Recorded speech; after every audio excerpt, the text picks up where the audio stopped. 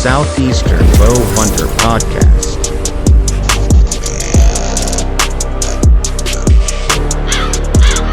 What's going on, guys? Welcome to another episode of Southeastern Bow Hunter Podcast. Man, we are literally recording this episode. Okay, so this is going to drop next week. Recording this episode, we are 2 days away from opener.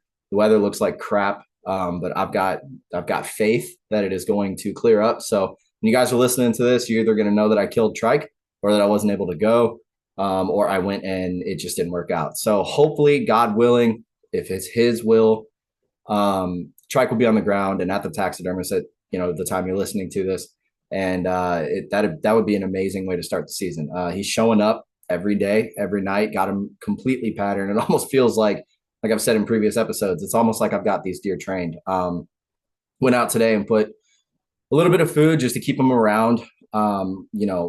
To make sure that when I go Saturday or Sunday or whatever day I get to go, that they're still there, which obviously they're still going to be there. But just trying to keep it going like I have been all summer, making sure these deer don't realize that things are about to change. But there was deer on that feed 4 minutes after I left. So it's just one of those crazy places that, a lot of people, myself included, struggle to get on deer. That place is not like that. So fingers crossed, God willing, trike will be dead while you're listening to this. And just stay tuned, throughout the season. If you guys have any guests that you want me to get on here, and you have their contact, or you just throw a name out there, I'll do my best to get them on. But before we do this episode is going to be with my buddy Ryan Fulcher from Scoutek. As you know, I've been partnering with Scoutek now for about a year, actually a little bit over a year. And it has been going amazing. They've got a lot of really cool things coming that I know we're going to talk about. So before we get into it, though, we got to do the other partners. So first up is going to be the Boutique. I got my arrows back from Michael. Beautiful arrows. Beautiful, beautiful arrows. He did an amazing job. Top-notch quality. Sent it, I believe, on like a Wednesday, and they got there a couple days later. So super fast shipping. That dude is a wizard when it comes down to custom arrows. So go check him out. It's the boutiquellc.com. You can pick his pre-made stuff. You can do custom stuff. So if you are a listener of this and you've got your own brand, or you got your own kind of social media thing, or you got your own logo or whatever, you can send it to him. He can actually make you arrow wraps that have that logo melded into some other design, or you could just do one straight color wrap with your logo wrapped around it. It's honestly really cool. There's a lot of cool things coming with him. And when you do place your order, use the code SEBHP for free shipping. Next up is going to be Osseo.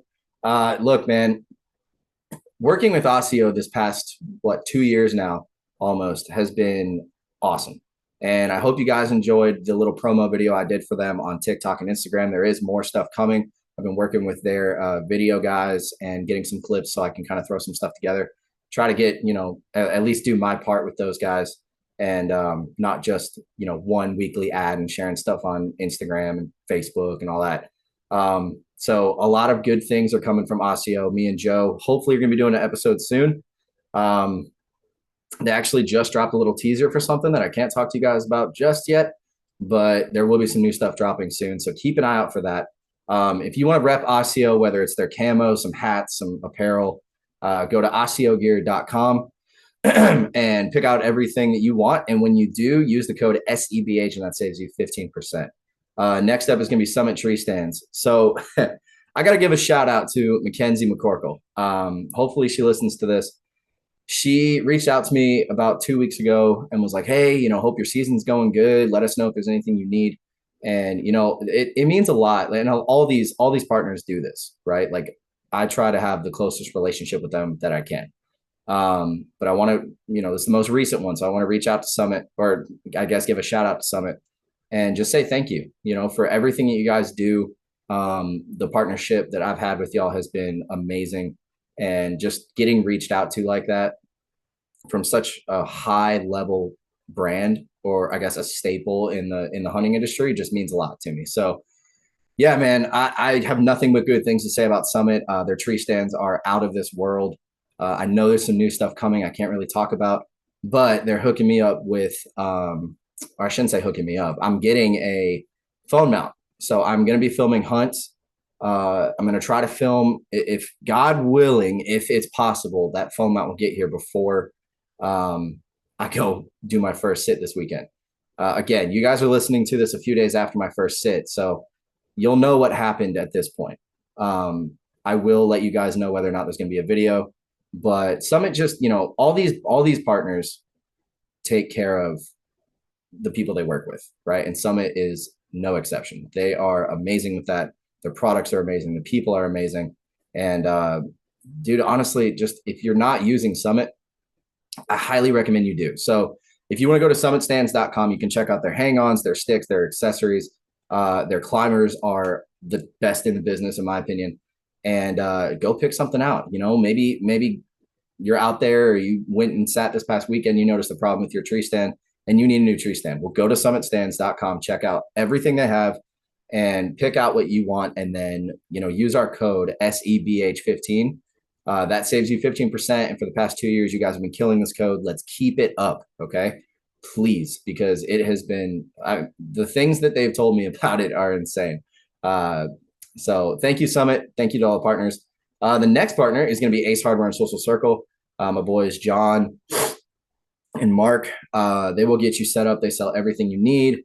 They sell, broadheads, arrows, bows. Right now is kind of the time, like, you should have your stuff dialed, especially when you're listening to this, like, the season's already open, right? So hopefully you've got all your stuff dialed, but if something happens, God forbid, you're out in the woods and you have a mishap, or say you just need some new broadheads because you're ate up with deer, go to Ace and Social Circle and they will get you hooked up.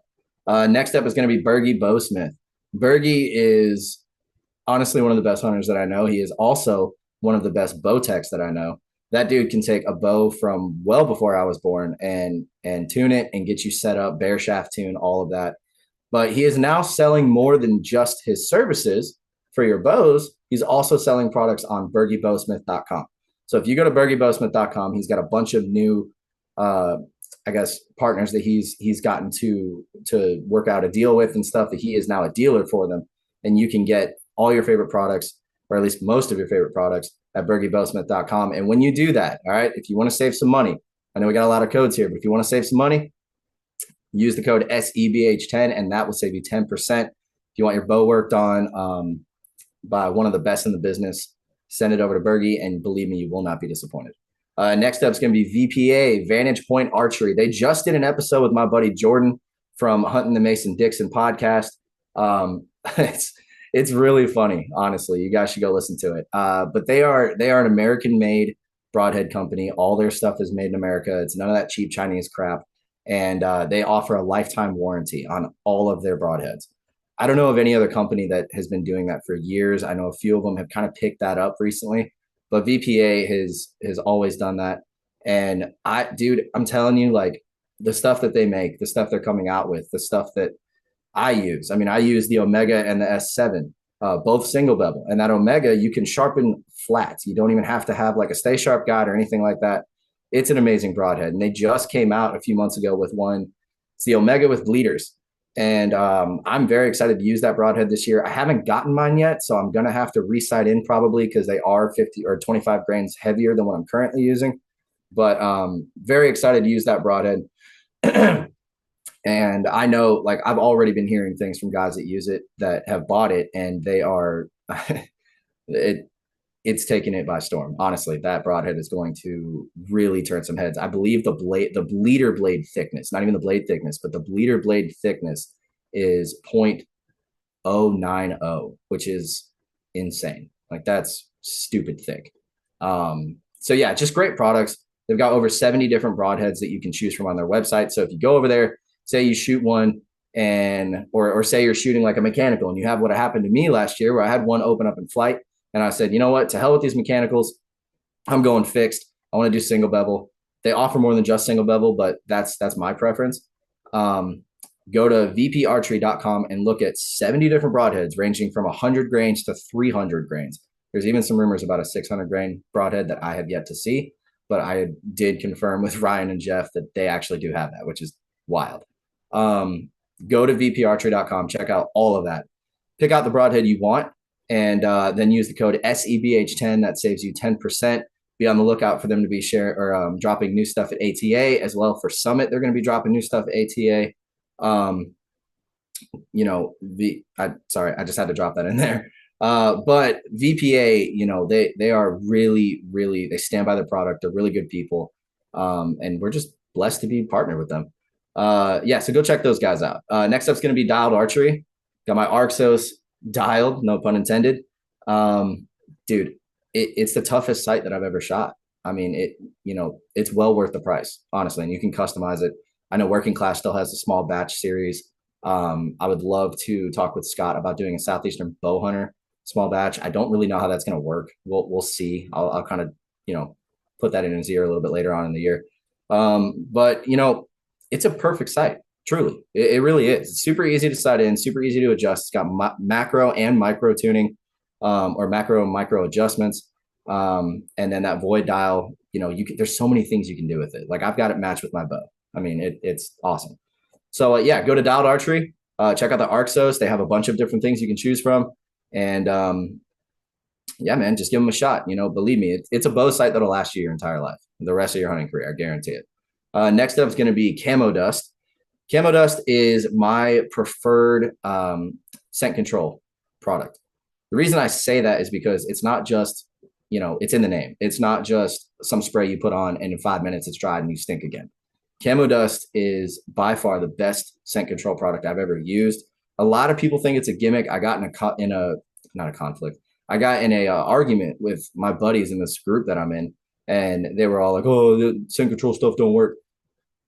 Look, man, I can only tell you my experience and other guys' experiences that I've been told, but it works. Okay, I'm just going to be blunt with it. It works. If you do it right, if you do the procedure right, it works. So check out Camo Dust. Chris is going to be coming on in a few weeks to tell us basically what's been going on with Camo Dust, how they've been growing, how his season went last year, all that stuff. Just a great company and great people behind it too. Last but not least, going to be Typical Sportsman. So Typical Sportsman is my buddy Dylan Ray of the Bear Archery podcast.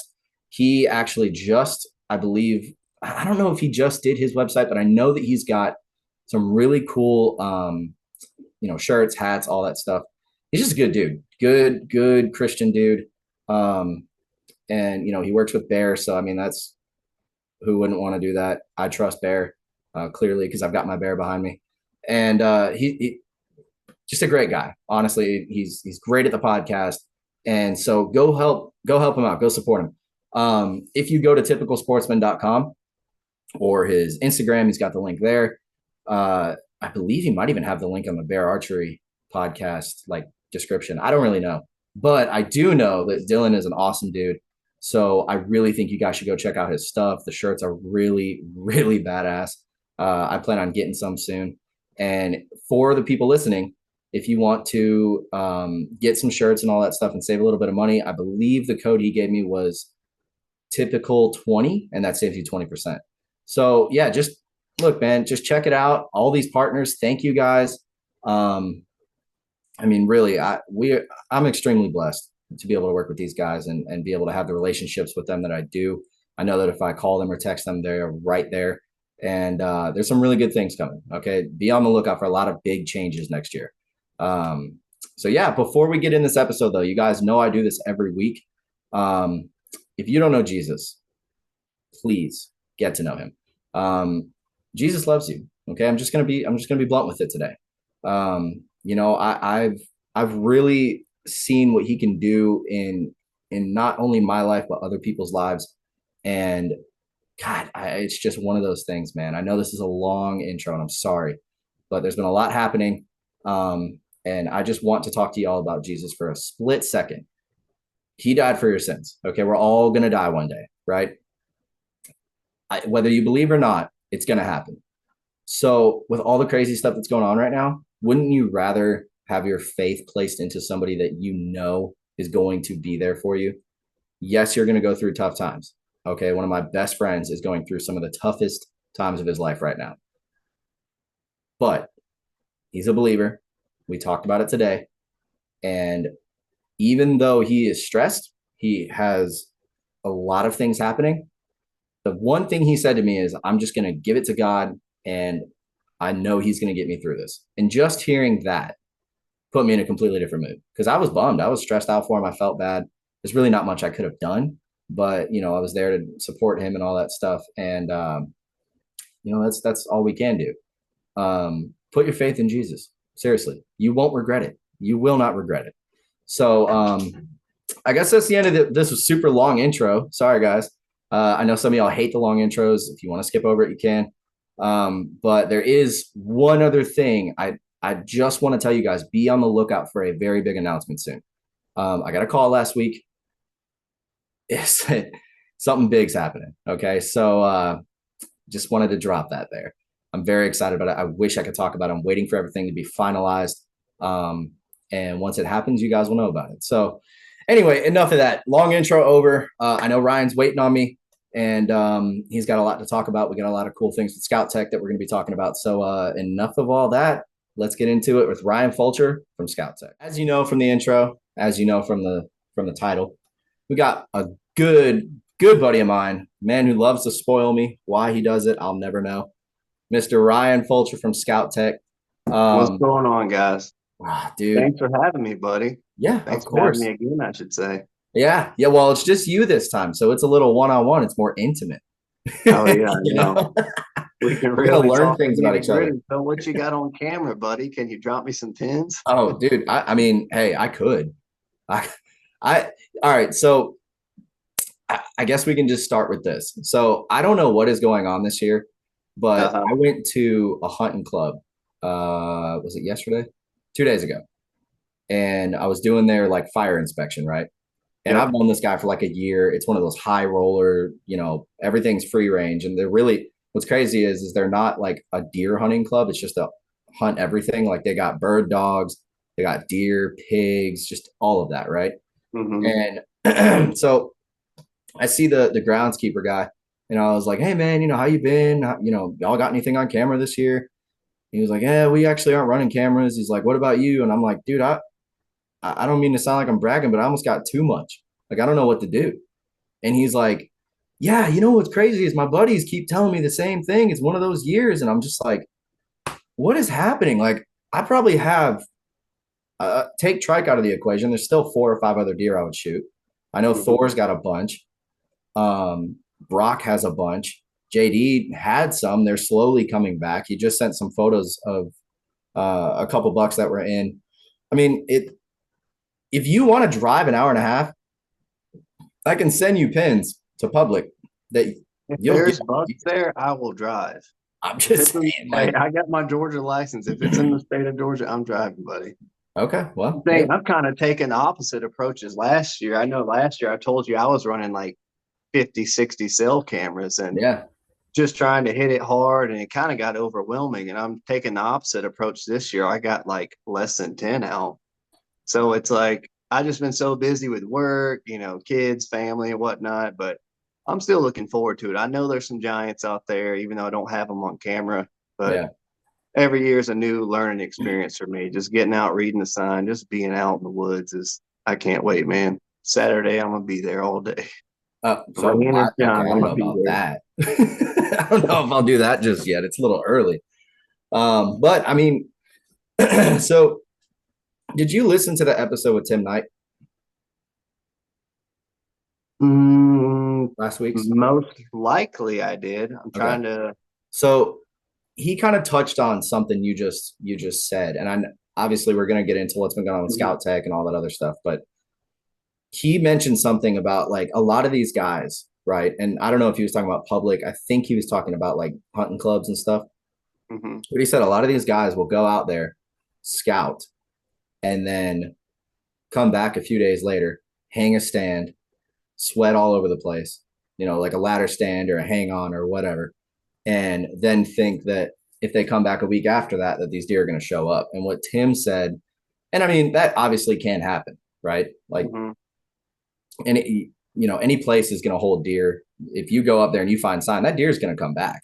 Is he going to come back in daylight? There's no guarantee, but he's going to come back. But one thing he said is that if you're, going in like say late morning, right? And he hunts with a climber. So he obviously, I mean, you hunt with like a saddle, right? I've been using a saddle mostly. I Okay. mean, I'll hunt out anything. I don't have a climber at the moment, but Yeah. lock on, blind, it don't matter. I'll hunt out anything. Okay. So But basically the point of it is that we're mobile, right? Because I use a climber, I use a saddle, Tim uses a climber. A bunch of people are starting to, go over to the saddle game. A lot of the mobile hunting thing is kind of it's becoming bigger. And what Tim said is that if you go in and you're just looking for signs, just start walking. Like obviously do some e-scouting, right? Don't just go in blind. But if you start walking, you see a scrape, you see rubs, you see bedding, you see a bunch of tracks, you see a trail, just any kind of good sign. He said, go and hang up a tree or get hung up in a tree that day, right then and there, and just wait. Is that something that that's you think? exactly what I'm talking about. I don't have Yeah. any like stands I plan to scout and then hang and come back to. I'm just going to go boots on the ground. There's some spots I know of. But the thing is, like I said, I only have a few cameras out this year. I don't have any bucks on camera, but they're in spots that I know when bucks break out of their summer pattern, they're going to be showing up. So nothing right now. Like I said, I ain't too worried about it now, but I already have cameras in place in spots I know bucks are going to be in late October, all through November and early December. So I ain't too worried about it now. I'm just, like I said, I'm just pumped that deer season's finally here. So like early season, are you looking for food or are you looking for more like, because So Georgia's early season usually, and this is just my take on it, it's like I don't want to get into any areas I'm going to spook any mature bucks out. Like I'll go like into the food plot on our private land, the 80 acres we got, and try to get like I'll try to get like a doe early season. The reason I don't like to wait till late season is because if she's already been bred, I'd hate to shoot a doe that's been bred. So, just to kind of kick off deer season, I like to get a doe like within the first week or two of deer season and then really hit my, spots where I know those bucks are going to be coming off the summer pattern into that fall pattern. I gotcha. So, all right, that makes me think of one thing I didn't even think we would talk about. What's your opinion on like killing does early season compared to late season? Because the thing I've always said is it doesn't really matter because if you kill a doe, say you kill a doe this weekend, right? If you waited till later in the year when she was already bred, that baby's still not getting, it's not being born anyway. So are you doing that to basically just get on the board, get the jitters out, or are you doing it for like a different reason? So I guess it really depends how many does are on your property. The way I look at it, at least with our property, we have so many does, it's okay for us to take 1, 2, 3 out early season. But if you have a small property and there's only a few does, it would be better to wait till late season because if that mature buck comes in there, he's going to breed a couple does every season. And so if you take out half the does on your property, that means there's only 1 or 2, maybe 3 does he can breed before he's off to the next one.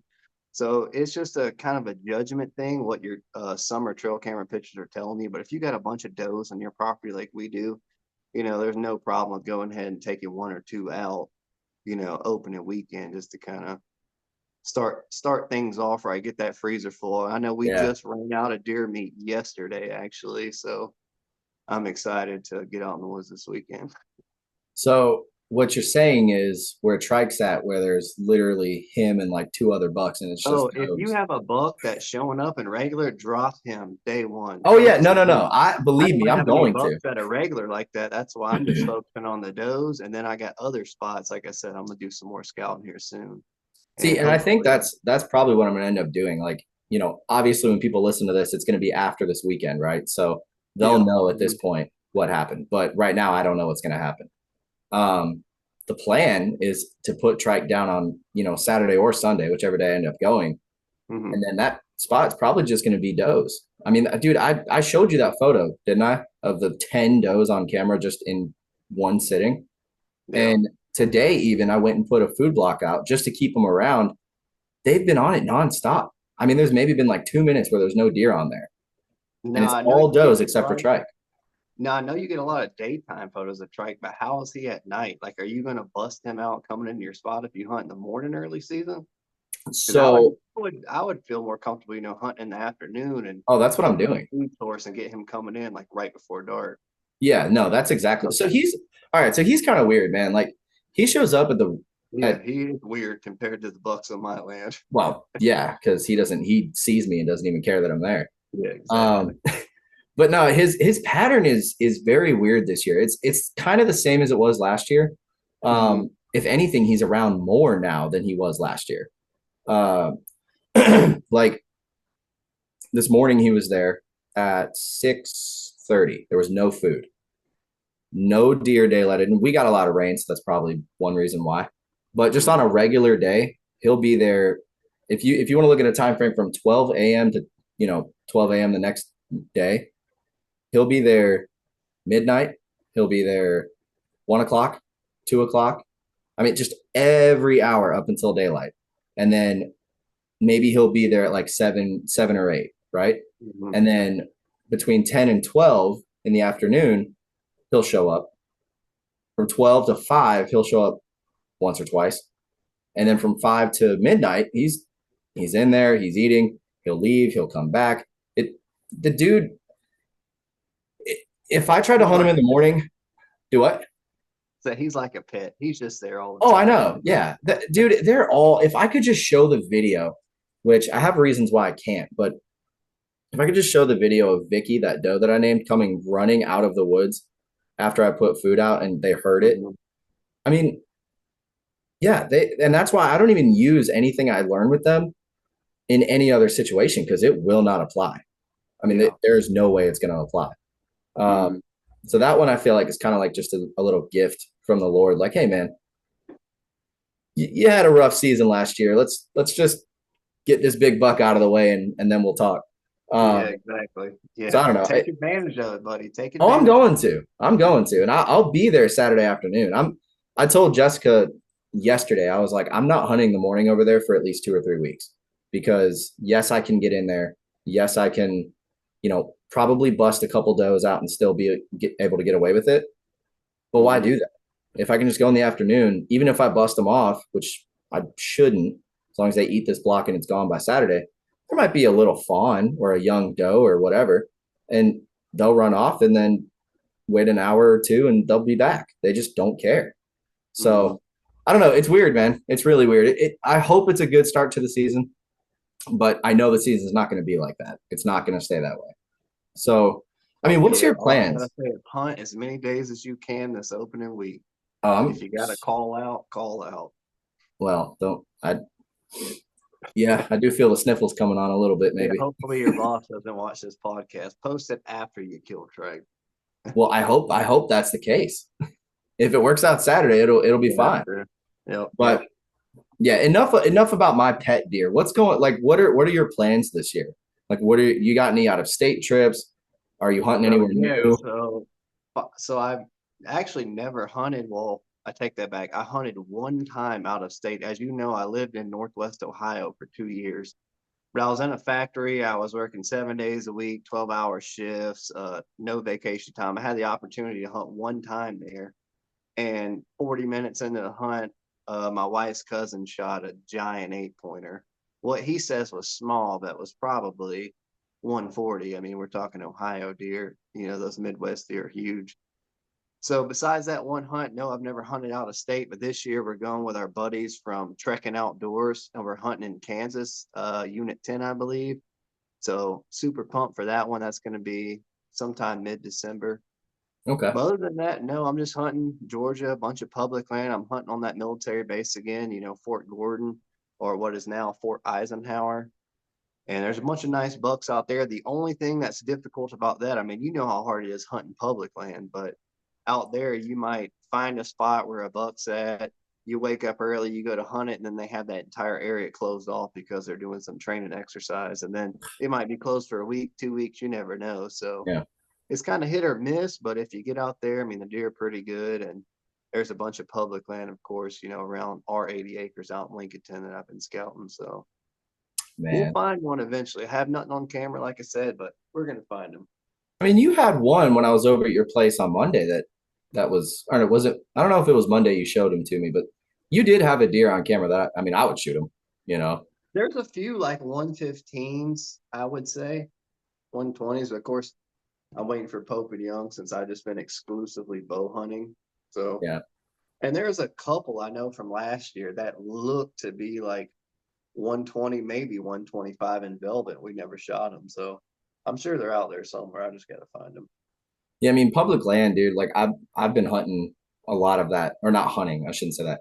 I was scouting a lot of public land this year, and I did notice. I mean, yeah, I found some good spots, but man, it's not like the lake. It's almost the exact opposite, right? Like if a deer even thinks you're going to be there, they're just gone.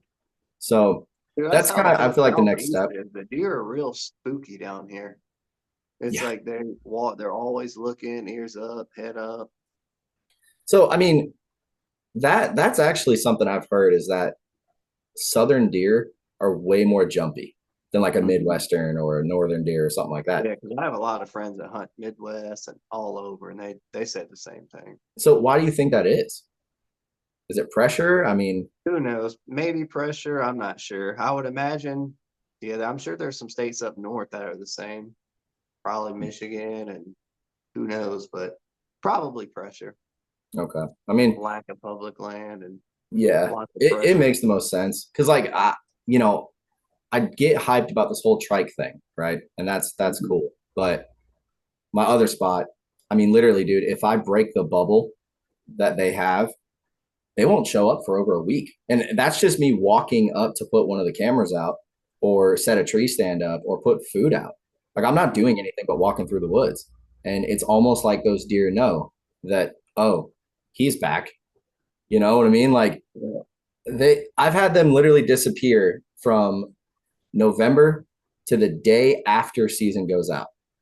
And I called it 2 years ago. I was like, dude, I they've been told you about gone. this past season, right? Like 5 minutes after last shooting, like that giant 12 that walked out in my dad's backyard.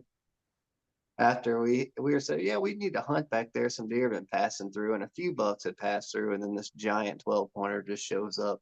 Last day of season, 5 minutes after last light, first time we ever saw. I mean, that's when you pull a CJ Alexander, just get a flashlight. Oh no! I'm trying to Let it film it. rip. I'm trying to do it legal. I'm kidding. Yeah, that man, I need to stop making those jokes. I've been making way too many of those jokes lately. Yeah, you're gonna have Someone's gonna DNR call. later. Yeah, they're gonna call me and be like, sir, can we see your phone? Yeah, Because then you see back over my shoulder that blowgun that I showed you. I oh, promise God, yeah. I'm not hunting legally with it, but it's just fun to shoot. I mean, you should be able to get away with that with primitive weapon because technically, I think Alabama is one of the last few, if not the last state where you can hunt small game with blowguns. you can't But hunt a Tim deer. Will shot a black bear somewhere. Probably wasn't the U.S. So Gosh, dude. Yeah, Tim Wells is a whole nother podcast. I'd love to get that dude on just to hear the dude, I stories. know that guy's. I want to ask him. He posted this video, and as people know, like the whole Bigfoot thing's kind of like a running joke. How I used to think it was real and all that crap. Dude, I know, and he's like a believable guy. And you saw that video, obviously. Yeah, where he's like, "Oh, what is that?" And you see this thing run off, and I'm like, "Okay, normally I'd call that a suit." Dude, I said the same thing to my brother. I said, "All right, Tim Wells is a pretty believable, trustworthy Yeah. guy. Something's going on here. He's getting pranked." I might have to reach out to him seriously and get him on and just be like, "All right, Tim, let's put it to rest. Who was that? Was it Shaq? Was it Yao Ming, or was it real?" Because that video, it's just weird, man. But it kind of goes to like, you're trying different things. So I mean, are you wanting to hunt deer with the blowgun? Are you wanting to go straight? No. It's just fun because we've always made the joke with, Southern Bones Outdoors, Harvest Moon Products. So we made a joke last year, like, hey, we're going to build our own longbows and we're going to like hand make the bows, hand make the arrows, and first person to shoot like a deer wins this competition. I said, oh, let's make our own primitive weapons. So we were joking around watching Tim Wells videos. And I said, yeah, I'm going to make me a blowgun, and made that. And that's where it went. I'm just shooting targets around the house, though. It's just for the hell of it. I mean, what you showed me your darts or whatever they're called, midget arrows, I guess. I don't know, but they got broadheads. Yeah, dude. I mean, some are 18 inches. They got some weight to them. Some are lightweight and they're fast, but they flew pretty well too. You throw some fletchings on there that like some feathers and stuff. Oh, I was thinking about that. If I could do like a 2-degree right helical fletching or something to get more stability, but I don't know anything about blowguns. I'm just playing around with it. Yeah, there's nothing wrong with that. Who knows? You might be out there shooting squirrels with it and see like a state record deer and be like, you know what? I'm gonna do it. And Yeah. if you build No, it if I right, see it'll a just state record deer, I'm pulling my bow out, turning my camera on. yeah. So all right. Speaking of bows, are you still sticking with that Matthews? Or are you looking at maybe changing? Or I know you Oh yeah, changed your yeah. I arrows up. mean, yeah, I'm still shooting that old Matthews V3X33 since I got it. 70 pounds, 30-inch draw. I'm shooting those Nimrod arrows, as you know, 531 grain. I got all those VPA broadheads. I'm probably going to shoot that 3 blade, but I got the Omegas. I got I got so many different broadheads. It's stupid. I need to just test them and figure out what I'm gonna shoot. But I I've been got giving 100 mine different away. broadheads at the house. All Do my I? old ones. Yeah, all my old ones, like in the group chat that I'm in, my buddy Christian was like, yeah, man, I kind of want to try the Exodus. I'm like, I have some. I was like, if you want them, you can have them. I gave some Mhm. Severs away, because I'm pretty much solely shooting VPA now. So it's like, Yeah. I'm not going to use them. Granted, I'd love for you to shoot VPA, but I don't think Ryan and Jeff would, really appreciate me giving the stuff away. So I Yeah, I was can't, gonna say I think I have every VPA broadhead except for the Omega with bleeders, dude. or That so almost all of them. But yeah, I can't wait to get my hands on those. Yeah, I was listening to my buddy Jordan's podcast that he did with VPA like a week or two ago. Mhm. And they were talking about it, and Ryan said that the bleeder blade thickness, and I say this in the intro because I knew it but I forgot. And so I was listening to it, and he said that the thickness was on the bleeder blade alone 0.090, which is freaking stupid thick. Like that's not breaking. So you're basically shooting a 4 blade at that point.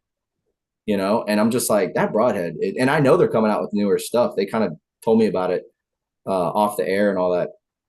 And VPA is really they're gonna do some really cool things next year. So I just like it. I mean, for someone like me who's new to single bevel, just how easy it is to sharpen the Omegas.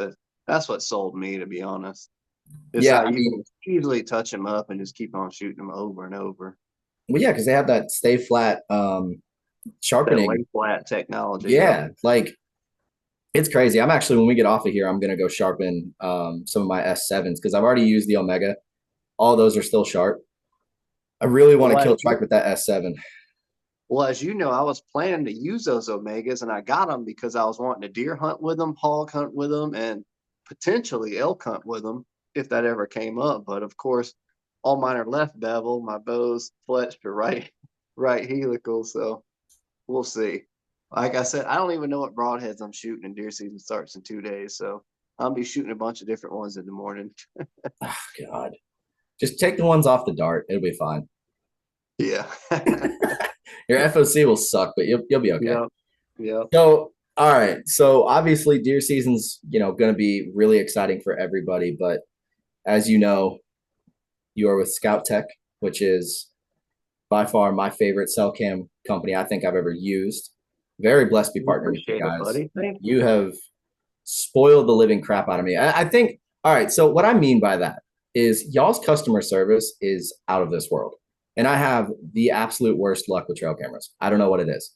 Right. And you Dude, can you agree with are. me. You got a black cloud over you. I don't Dude, even like I the know. finger I cameras don't get anymore. it. Don't even buy them. As a matter of fact, I'm kidding.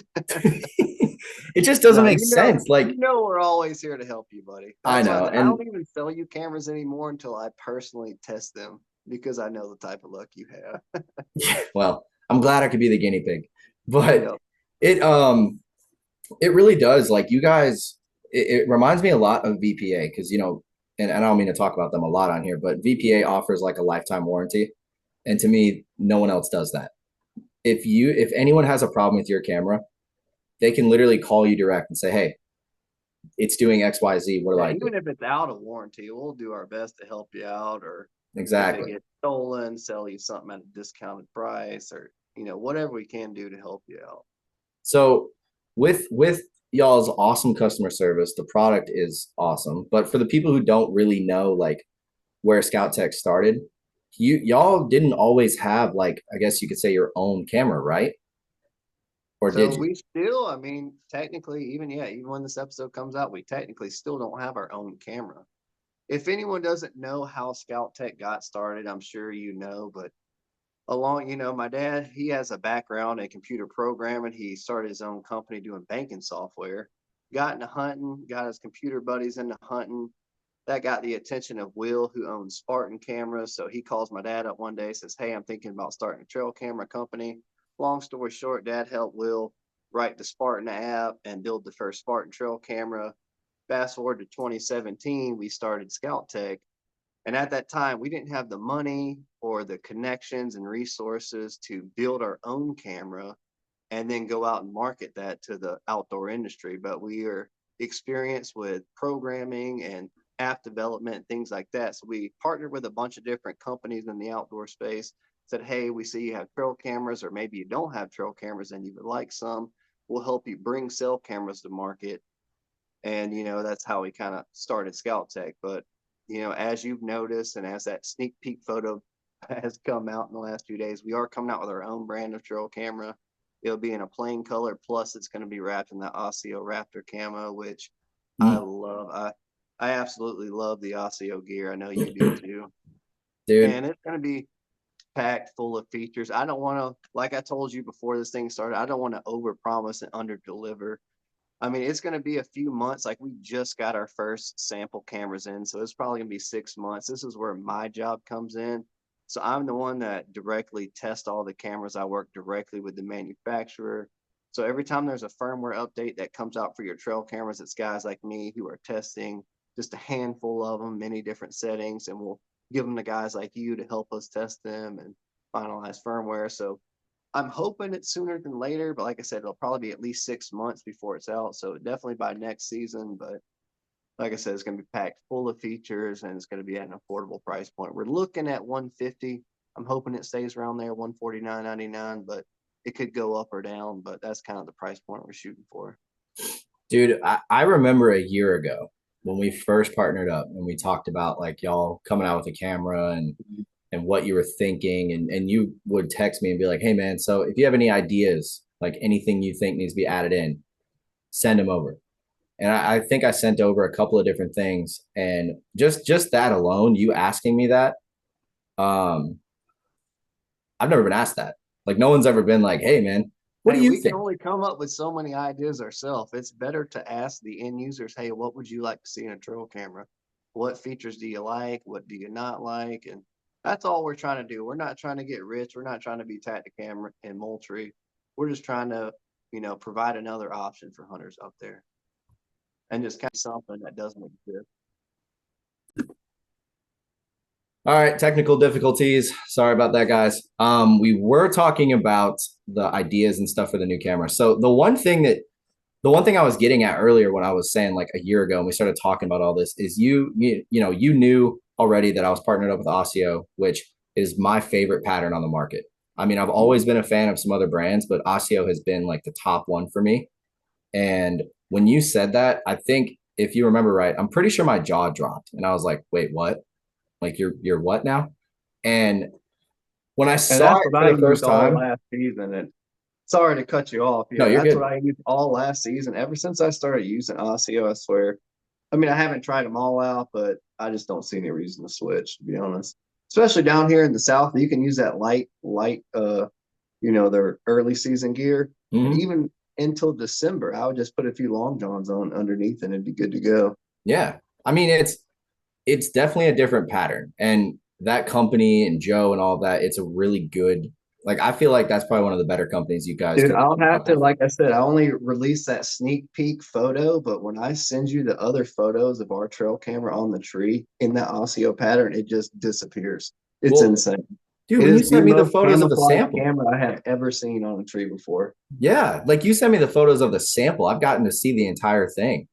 And it looks amazing. I mean, I almost was gonna say, Ryan, I'm coming to grab it. Like I'm gonna come get it tomorrow, and I'll test it for you, man. I'll send you some. I know that's the problem.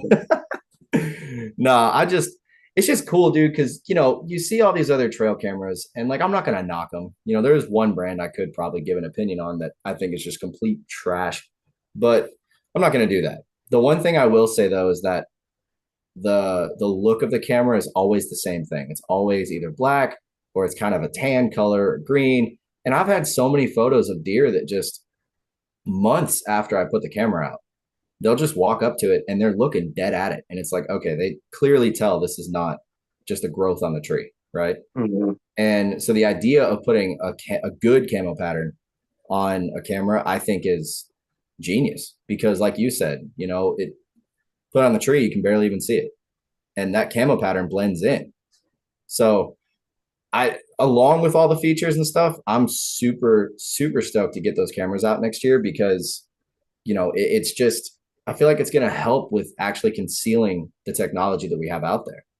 So, I mean, can you give a little bit of a sneak peek to like what people can expect with this camera? Like, don't give them the whole, meat and potatoes, but just a little bit of like maybe two of the coolest new things that's going to be with these cameras. So we're going to have built-in GPS within the camera with the built-in battery. So if someone steals your camera, they take the AA batteries out, you'll still be able to ping that location and be able to recover that camera. It's also going to have the internal storage and internal SIM. So no more issues, with SD cards, formatting, connection issues. But unlike other cameras out there that have built-in storage, you can pay us to get those HD photos and videos, or at the end of the season, you'll be able to download all those directly from the camera. So just a few things we're trying to do. Like I said, trying to help the hunter out. Like I said, you can pay us and we'll send them directly to you, or whenever you make it out to your camera, you can download all of them for free. There's going to be a lot of other things. Like I said, we still have to work out all the details in the firmware.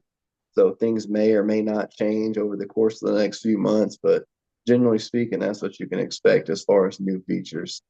So one thing that I've actually always wondered with y'all is like, okay, so if I request a HD photo right now, is that HD photo free right now? Does that go with your data plan, or is it like? So yeah, with our current data plans, there's no extra charge. Like you're not going to pay a separate fee for HD photos or videos. It's just included. It goes against your data. Okay. So I mean, of course, you pick and choose your data depending on how many cameras you got, and of course, you can upgrade or downgrade at any point throughout the month. So if you run out of data, you can upgrade. You only pay the difference. If you bought too much data, you downgrade. We pay you back that difference. But yeah, as far as whether you want one HD photo or 100, it's no extra charge with our current data plans. It's just included within your data package. See, that's what I thought it was. Cause like, I mean, you know me, dude, I had to get 2,000 megabytes of data because these deer just would not leave that spot alone. Mm-hmm. And even you were like, dude, I don't know how you're doing this with 2 cameras. And you had the enhanced photo at first. So you basically had just thousands of HD photos coming in. Yeah, it was pretty nice. I'm not going to lie. I was thinking to myself, I was like, all right, do I look at a little bit blurrier photos, or do I just get more data? I just request the few HD photos of the bucks. Then at the end of the season, I always pull the card and then just go through all of them again and save any ones I think I forgot. So what causes, because I have one photo that I don't even think, I know I requested HD and it may be there, but it's so far down now that it would take me like 5 minutes to find. But I never got an HD photo of that. So what do you think would cause that? So a lot of times what will happen is a photo gets uploaded to the app, and either at some point you messing with the camera or you ran into some issue, you may format the card. So you'll format SD or you'll swap cards, and then you see that thumbnail uploaded in the app, and you'll go to request the HD photo, but that photo is not on the card anymore because it's been formatted or the card's been swapped out. So you're just stuck with the thumbnail. Okay, that makes a lot more sense. That's most likely what happens. Occasionally, depending on what SD card you're running, and if your camera is low on battery, sometimes there can be an issue saving that photo to the card. So it has an issue like processing the HD photo to upload. But more than likely, you either formatted the card or you swapped it out. But like I said, and this happens with no matter what brand trail camera you have, whether your battery's getting low or the SD card, something can cause it to save kind of funky on the card, which can cause the HD photo upload to fail.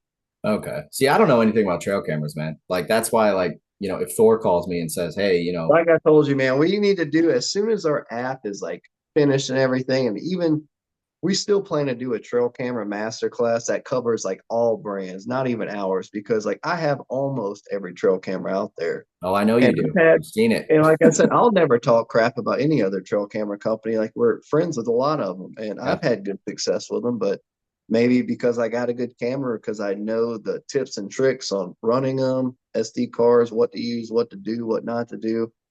So we plan to put together a video series, trail camera masterclass, just no matter what camera you have, just kind of some tips and tricks to get you out of sticky situations. Well, if you need any acting, or not even really any acting, but any comic Yeah, I'll relief, use you as a live example for sure. yeah, definitely. Because I have some stories. I'm cursed, man. I'm telling you. Oh, Uh, I've seen your stories. I've seen the logs of your cameras. dude, it's bad. And so that's why I was asking Soon you as it about like, starts working, you start pushing a million different buttons and wigging it out.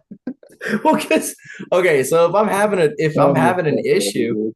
and it's like, say, all right, so perfect example. Last night, with it being 2 days before deer season, I can't sleep. So I'm up at Mhm. midnight.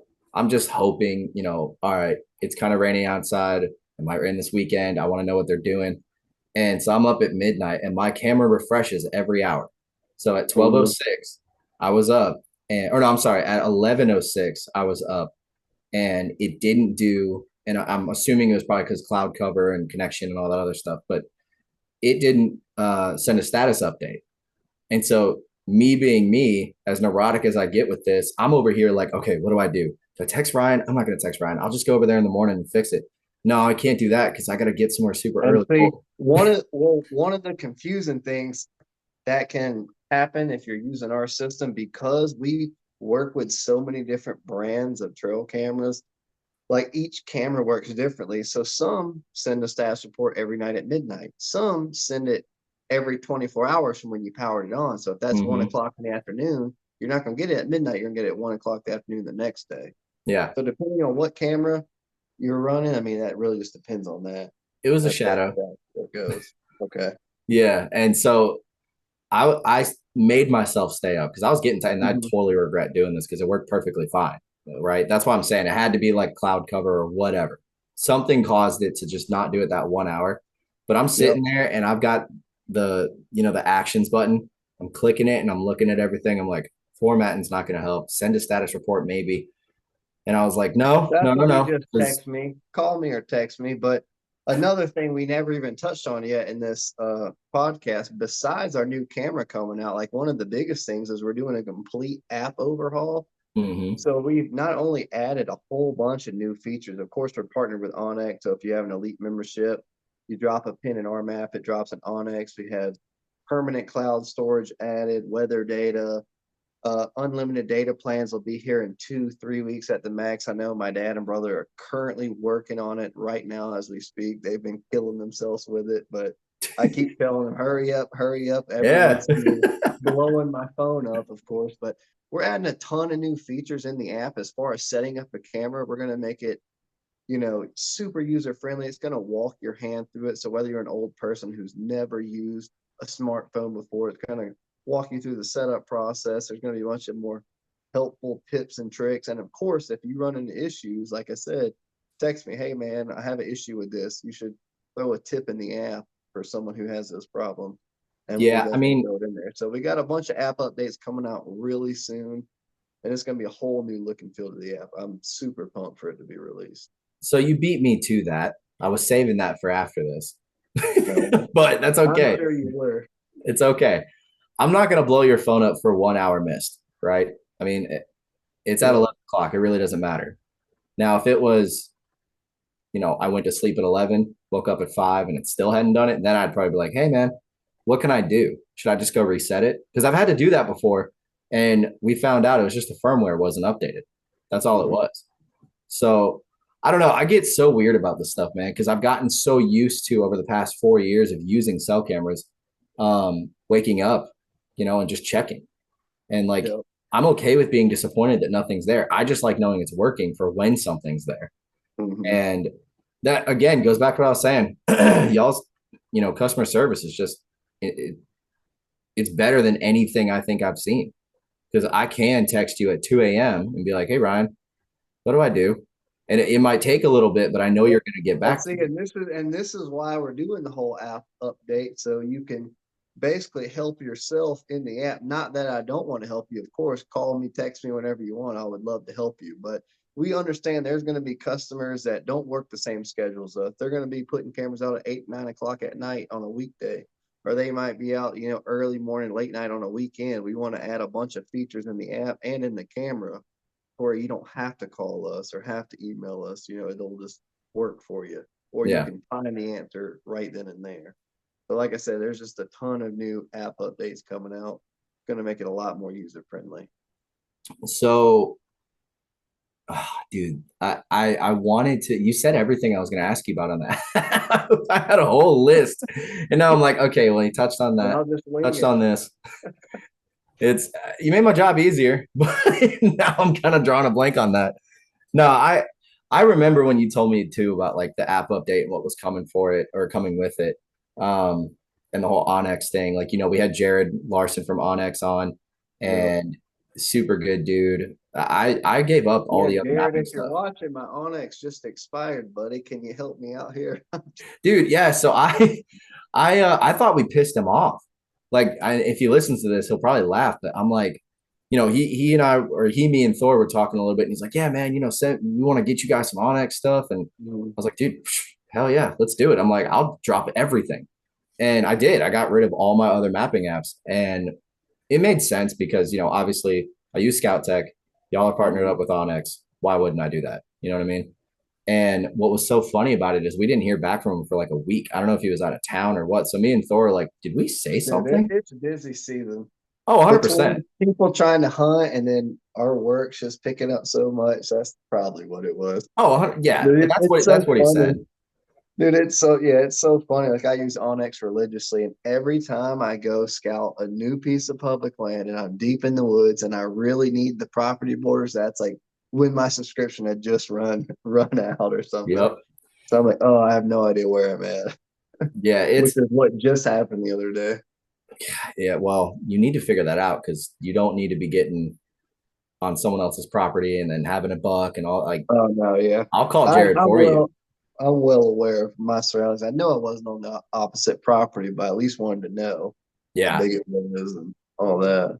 Yeah, it's weird, man, because like, especially getting more involved in the industry now, you kind of have to learn people, Yep. And I mean, getting to know you guys was easy because we hung out over at the World Deer Expo, and I felt like I knew y'all my entire life after 10 minutes, right? Mm-hmm. And so it was funny because me and Thor both listened back to the episode, and we're like, dude, we didn't say anything that sounded weird. And then of course that same day he emails us and was like, hey guys, sorry, I was busy doing whatever. And I'm like, okay, there's the insecurity demon showing up again. So I mean, is there so obviously you're doing stuff with Osseo. Is there anything else that maybe we can kind of look for that, I know y'all make like your own seasonings, or have you looked at other seasoning brands or companies? Yeah, we need to release out on our store. That's been a thing for about 2 years now. We've been sampling and testing our own rubs, and they're amazing. That's the thing. Like, my dad will say, we don't have big trophy rooms. We have big bellies around here because we got started. I mean, deer hunting before we started or at least before I got into trophy hunt, we would just go rifle hunt just to put meat in the freezer. And it was like the first deer that walked out, you shoot it, and it was just a great time. And I mean, there's nothing wrong with that, but it's like you shoot enough does and you're like, all right, I need more of a challenge. Yeah. But yeah, since we love to cook, probably every weekend we're cooking out. So we're still experimenting with some sausage rubs, some other blends. We got those first 2 seasonings, Critter Dust and Anything Goes. They'll be released on our store here soon. I imagine here soon. And then we'll drop another line of spices and rubs here shortly. Well, I've used both, and I can tell you my daughter loves them. Like, I'll put it on deer, chicken, anything. And that kid will not. My kids tear them up too. Yeah, like she gets mad at me when I use something else just because I'm trying to save it. And I'm like, okay, all right, well, look, I'll call Ryan and you can talk to him, right? Be my business manager here and tell him how you feel about it, and we'll see. No, it's good stuff, man. And like, you guys really, in my opinion, stand out from a lot of the other people that are in the industry, and I've seen it. Even Mhm. some bigger companies that they don't look at what the hunter wants. They're just thinking, oh, we've got a new cell camera that, and I'm not throwing anyone under the bus because it is pretty cool, I but only it's like we've got a 360-degree camera. It's like, yeah, but you can only put that in a field. What if I don't hunt a field? You know what I mean? Dude, we got some ideas for some cool products. I think I ran some by you, but just some products that don't even exist now that I know hunters would just absolutely love. The thing is, it's just, with Scoutek, each of us work like 10 different jobs in the company. We're Yeah. doing everything ourselves, which is something cool. It's like a labor of love. You look back and you appreciate, but then at the same time, you only have so much manpower. You can only accomplish so much. So hopefully the money rolls in more. We can bring more help on and bring these ideas to life. But at the end of the day, we're just hunters ourselves trying to make products for other hunters. Yeah. I think again, that's why that's why what you guys are doing resonates so well with everyone that I talk to about it. Because I mean, I even said to the guy at the hunting club 2 days ago, I'm like, hey, if y'all decide to start running cameras again, give me a call. I was like, I have a camera partner, he's a good buddy of mine. I might be able to, get you guys linked up and Yeah, see for what can sure. happen there. Because I mean, dude, this club is, and I don't even know if I should be talking about it, but I won't say the name.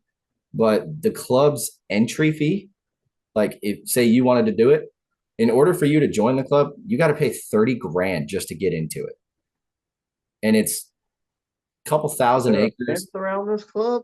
No, but here's why it's so expensive. So it's not, like I said, it's not just deer hunting. It's deer Uh-huh. hunting. And they do all the stops. They do baiting, or feeding. They feed them. They do food plots. They do land management. It's, I believe, quality bucks. I know they killed one. I saw a photo. One that was killed last year. The biggest was like 155, which I mean, for a free range deer, that's freaking good. Yeah. And they've got that. They've got bird hunts. They've got bird dogs. They've got two lakes that you can fish, and it's all access.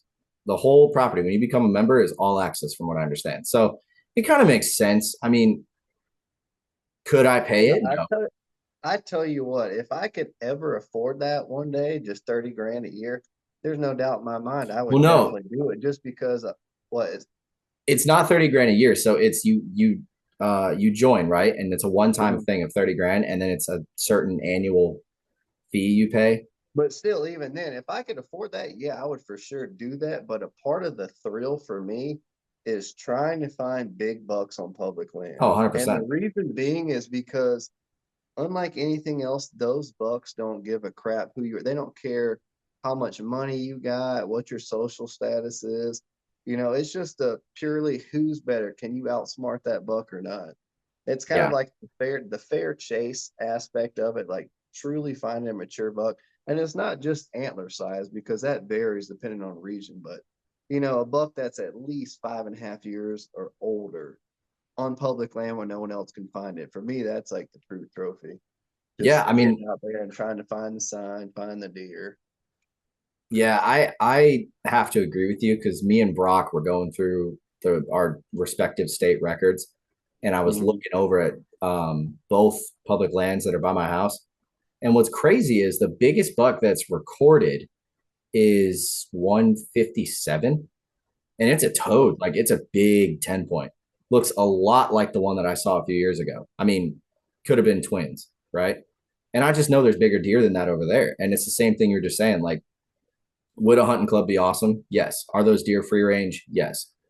They're not running cameras, so nobody knows what's out there. But I feel like you get the same experience when you go to public land. You don't have to pay anything. You're already paying for it with your taxes and everything else. And you can still hunt a deer that's as big or bigger, And that's a 100%, like there is no fence. It's all wild. Yeah, and there's Um, no bait. There's pressure from other people. yeah, it's It really tests your skills as a hunter. That's what I like. So oh, like it's for me, I humbling. like to do something different. So it was like saddle hunt, and I shot a buck from a saddle last year.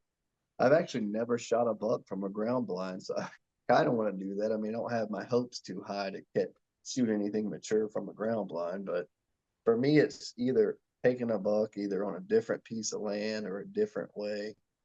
Just testing my skills as a hunter is what's really fun for me. What we need to do is go hit public and do a spot and stock. That's what we need to do. Dude, I've been wanting to spot and stalk too. That's on my It's list. so tough. Spot and stalk antelope has been like at the top of my list. Oh, I mean in Just 'cause Georgia. I'm I talking hear it's whitetails. so difficult. Oh yeah, whitetails would be fun too. But Yeah, I don't know, man. Public land for me, and you know, I was listening to an episode today of Working Class. They were talking with Matt Busbus, and Matt. oh yeah, I I talked to him at the last World Deer Expo this past Dude, year. super cool dude. I heard so many bad things about him, and I listened to that, and I was like, wow, I was wrong, like totally wrong. But one thing he was And he, talking I about mean, I is only like, talked to him for a few minutes, but he was a nice guy.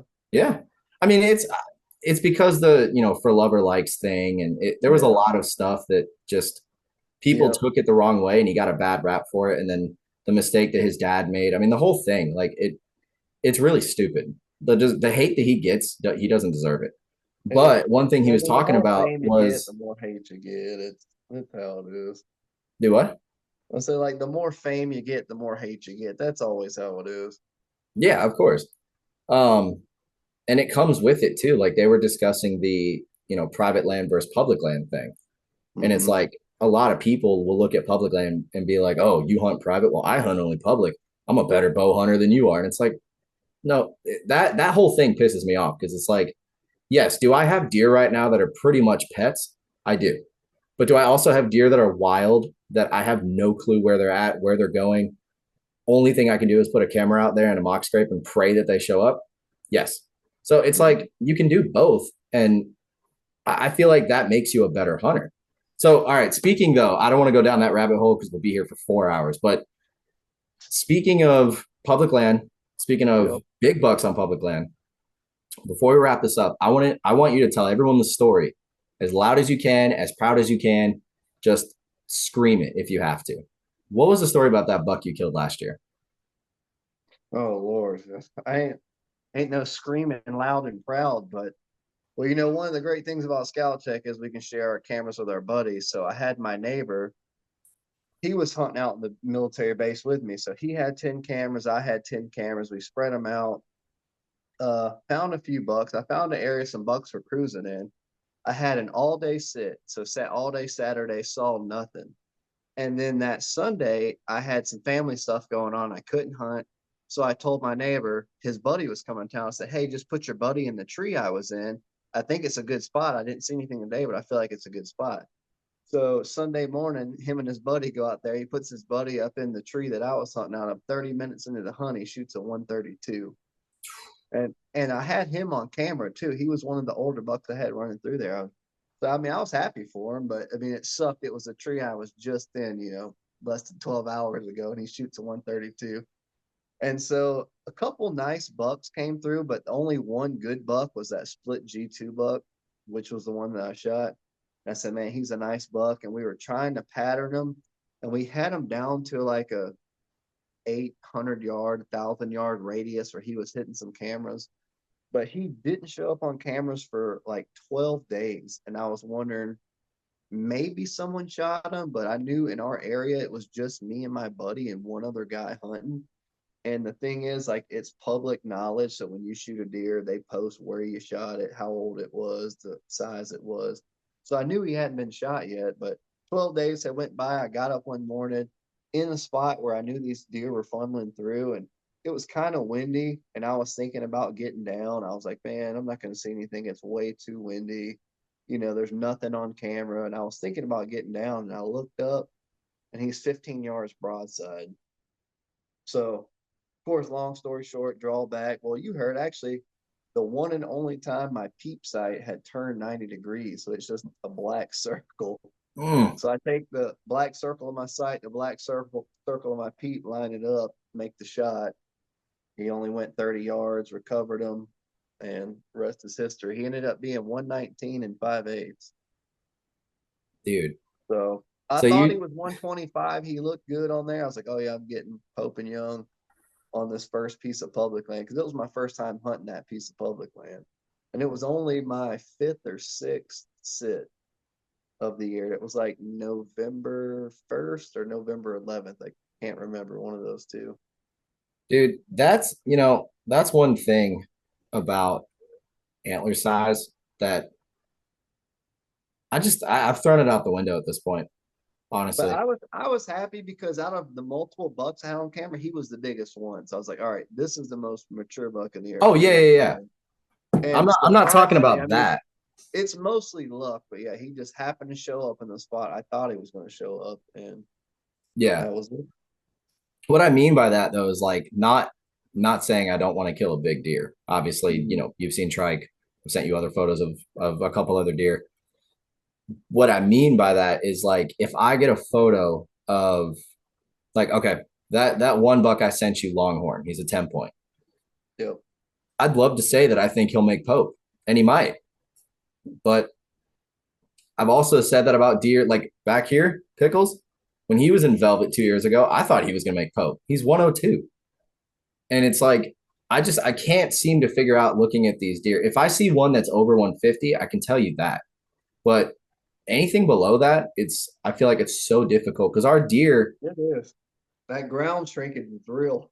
Yeah. Oh, for real, dude. It really is. But that's what's so weird is me and Brock have these conversations all the time because he's got, you know, big Midwestern, big body, like, you know, his deer are probably bigger than ours, but they don't look like it. Down here, you see a 4-year-old and he's skinny or his body's smaller than what you think, and his rack looks just gigantic, and you score him and he's 122. Dude, those Midwest deer, their spikes have more mass than our 6 and some of our 8 points. Yeah. So I'm just like, I've kind of given it up because like I watch a lot of hunting videos, especially, you know, before season, and I'll be watching Midwest. I think it's Midwest Whitetail and Heartland Bowhunter. Those are the two that I've been watching a lot. And I swear, dude, they'll post a picture of the deer like in the thumbnail and it'll say 200 and I don't know, 6-inch deer, right? And you look at it and you're like, that ain't no 200.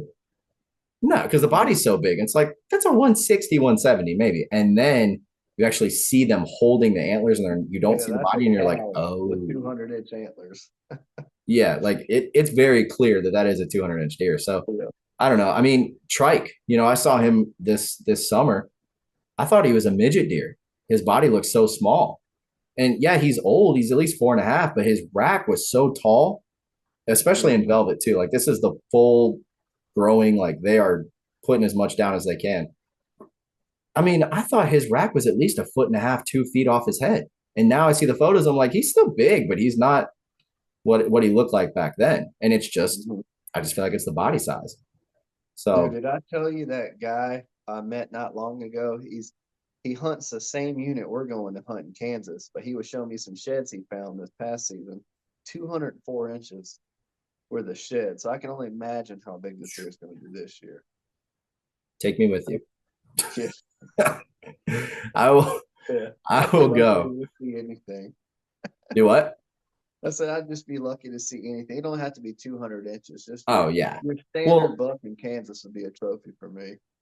I mean, that's me and Thor. You know, we plan on going to Illinois next year, and I've already told him, I'm like, dude, if I see a deer that's bigger than anything I've shot, I'm shooting it. I don't care if it's 3.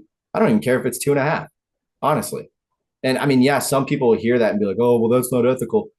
Dude, you got guys down here that are shining spikes. Yeah. Yeah, like I don't care. If he's bigger than anything I've shot, I don't go to Illinois ever. It'll be my first trip.